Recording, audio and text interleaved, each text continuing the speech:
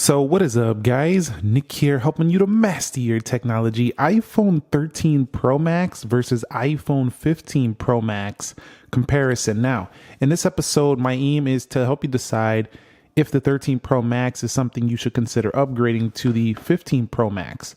Also, if you're deciding between these two because maybe you just want to get a crazy good deal, the 13 Pro Max, that leads me on the prices, can be found for as low as around $600 or so, depending on if you go with the lowest storage tier, which is going to be the 128 gigabyte model.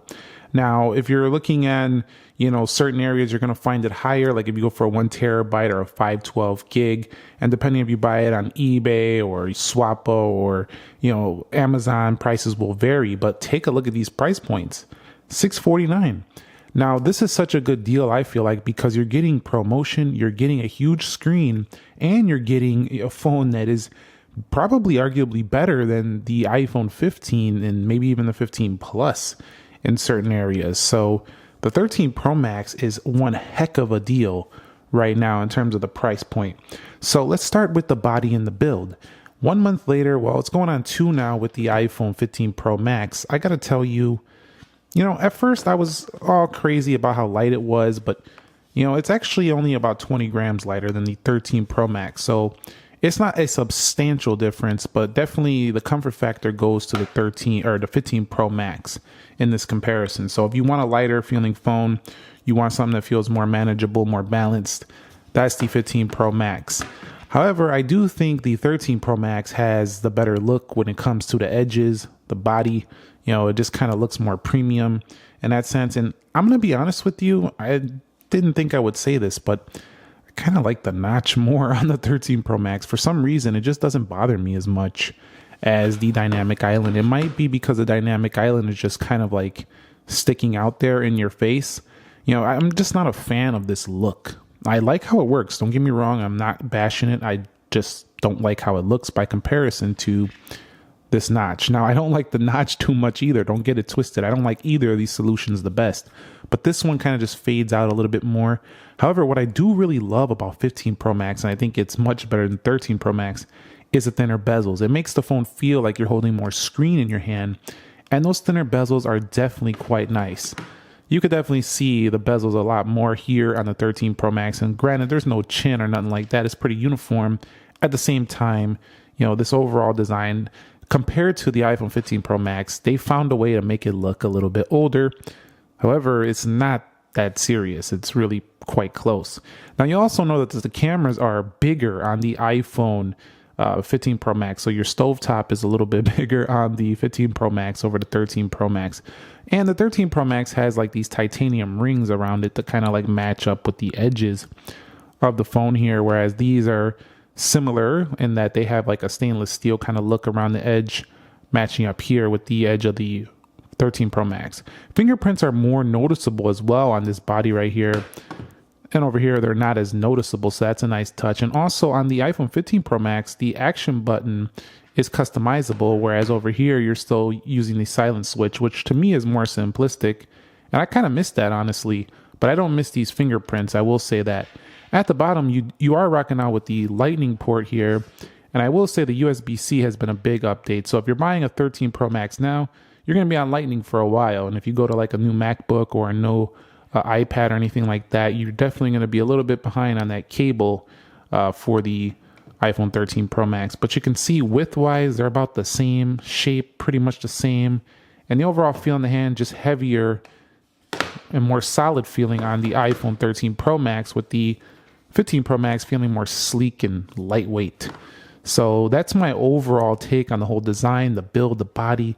That's how I feel about both of them. And whatever I was saying about each one, if you find yourself leaning more towards that opinion, that's probably the phone that you're going to enjoy more here between these two. Now, when it comes to the display, both of them do have LTPO Super Retina XDR OLED 120Hz panels. They're both around the same pixels per inch. Actually, the 13 Pro Max is slightly less, 2 pixels per inch less, but nobody's really going to notice anything here. The 15 Pro Max actually does have a better screen to body ratio due to the bezels being thinner at about 89%. So you are seeing a reduction in bezels, giving you more of an illusion of, not really illusion, actual physical appearance of more screen to the body. But at the same time, it's very small. Both are rocking out with the same aspect ratio so they're essentially the same there. And they both do have a ceramic shield glass on the front, so that's about the same as well. However, you do have the advantage of always on display. Now, I'm not a person who likes to use that often because I don't like to see the time 24/7. I don't need to see the time every second of the day. But if you're that type of person who's really, time focused and you need an always on display, or you need to see your notifications pop up, or you just want to use it a lot because you don't want to use an Apple Watch or something like that, this is a true advantage to the iPhone 15 Pro Max right here. So the iPhone 13 Pro Max actually launched with iOS 15 on board. It's now on the latest 17 version, and the software runs buttery smooth, just like on the new one. No real changes in software. You have the same exact experience besides the fact that you don't have a few camera features. But anybody using a 13 Pro Max is experiencing the same thing as a 15 Pro Max user is on the day-to-day when it comes to the software. But having the A17 Pro chip in here, going to the world's first mainstream 3nm chipset, the iPhone 15 Pro Max, if you want to keep your phone for the next, 5 to 7 years, this is going to be the one you'll want to invest in. However, if you want another 4 years, 3 to 4 years, and you're okay with saving that money, or that's really what you got to do right now, don't sleep on this 13 Pro Max. This is an excellent pickup right here, and one I would seriously recommend in that case. It has plenty of software support left, and it's super fast and powerful with the A15 Bionic chipset that was also found in the iPhone, what was it, the iPhone 14? Yeah, the iPhone 14 Pro got the 16, but the 14 and 14 Plus got the same CPU in here with the A15 Bionic. So yeah, don't sleep on this 13 Pro Max. It's still good, but not quite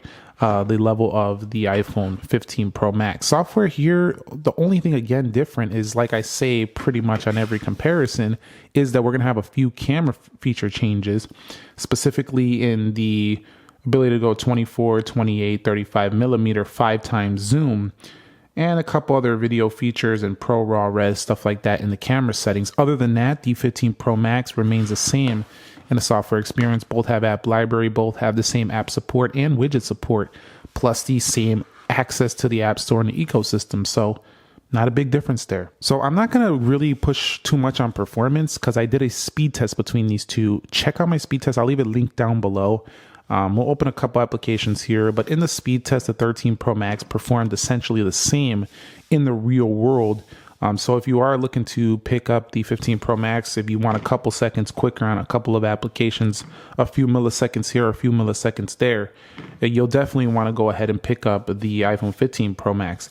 But if you're okay with blazing fast performance and you don't need a couple milliseconds here and there and a couple of game improvements, then you'll be fine with the 13 Pro Max. It's still a boss performer in most day-to-day tasks. One thing that is an update though to the iPhone 15 Pro Max is you got 8 gigabytes of RAM. Now this could make a difference in launch speeds of applications in the future as we go on with more software updates. So if you're looking for longer haul performance, the 15 Pro Max will provide that to you.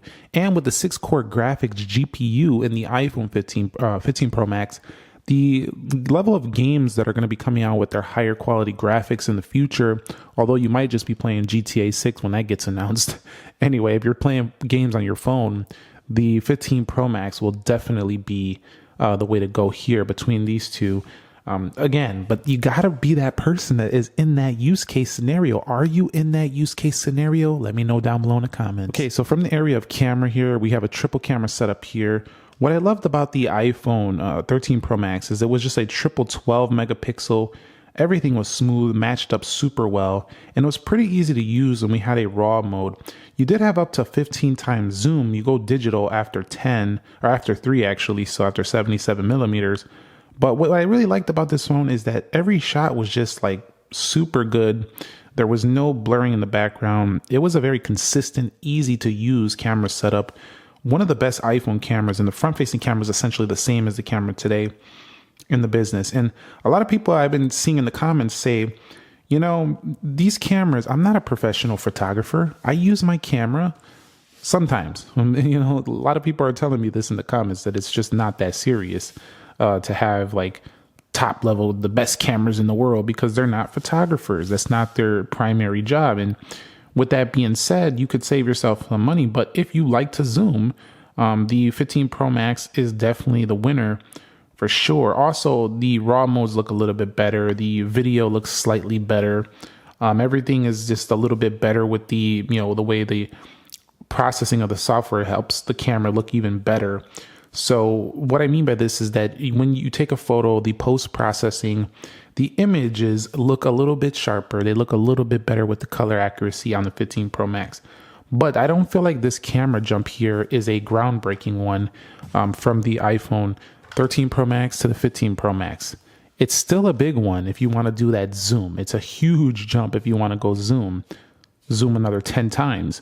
But other than that, from a camera perspective, day-to-day photography for Instagram postings, sharing on messages, the majority of users will probably not even see the difference. That's the honest truth of what I experienced. But the 15 Pro Max, I'm still giving it its credit. It is the best camera phone, one of the best camera phones in the world right now. Now, in terms of the audio performance, they both do have stereo speakers. However, keep in mind that the iPhone 15 Pro Max is only 0.5 decibels louder in my testing. So it's pretty slim, almost nothing when it comes to the audio increase.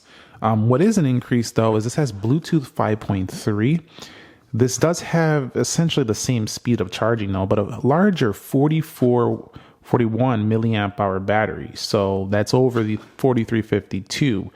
Keep in mind, though, that in my experience, the 13 Pro Max still outlasted the 15 Pro Max by 30 minutes to an hour. So they're pretty close in the battery life, which is really good for the 15 Pro Max buyers. But the 13 Pro Max was like the king of battery life. Everybody knows this, and it's why it gets its flowers all the time when we talk about this device. Also, I would say I like the colors more that were offered on the iPhone 13 Pro Max, especially that Alpine green that they launched, the Sierra blue, silver, gold, graphite. These colors were really premium and pretty looking.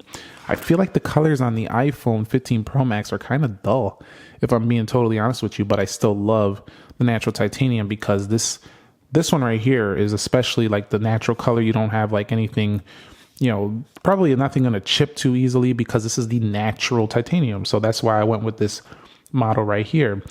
Now, phone call quality is something that I would say is not that serious either because since I think it was like the 12 Pro Max, they improved that, but still haven't had no drop calls, serious issues on either phone here. Again, that's going to be carrier dependent, but with having the same speakerphone volume level, it's just about the same in that experience as well. So resale value, if you buy a 13 Pro Max right now, you're not going to get as much money back, obviously, because it's already depreciating. But at the same time, if you buy a 15 Pro Max, you'll have a little bit more resale value going forward. So while you might pay more right now, you can sell it for more depending on how long you plan on keeping it. But if you're looking for a really good value and your budget's like $600 to $750, the 13 Pro Max might be a better option than getting a smaller iPhone 15 if you don't want a small phone. At the end of the day, 15 Pro Max clearly the better option in terms of sheer specs. Of course, it's the newer phone, but the 13 Pro Max holds its own. And I think depending on which one you go with, is this going to be down to, is this what is in your budget or is this what you really want to get? Other than that, 13 Pro Max, really seriously still impressive. 15 Pro Max, going to be a seriously impressive phone in the future.